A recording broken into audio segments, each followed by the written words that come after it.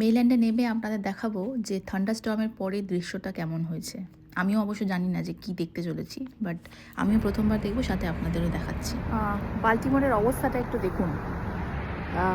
আমি যেখান থেকে এলাম সেখানে তো কোনো স্নো ছিল না, বাট এখানে এতটাই স্নো হয়েছে যে স্নোগুলো রাস্তা পরিষ্কার করার জন্য স্নোগুলোকে কেটে কেটে রাস্তার দুই সাইডে মানে স্নোয়ের পাহাড়ের মতন করে বরফের পাহাড় আর কি করে দিয়েছে। দেখুন কেমন লাগছে। এই যে দেখছেন এগুলো সব কিন্তু স্নো, চারদিকে স্নোয়ের আর কি একটা পাহাড়ের মতন স্তূপের মতন তৈরি করে। জাস্ট দেখুন মানে কোথা দিয়ে যে হাঁটবো, পা পুরো পিছলে যাচ্ছে। কোথা দিয়ে যে হাঁটবো বুঝতে পারছি না। ফুটপাত তো নেই, এর ওপর দিয়েই মানুষ যাচ্ছে, কিন্তু এই পা যদি পিছলায়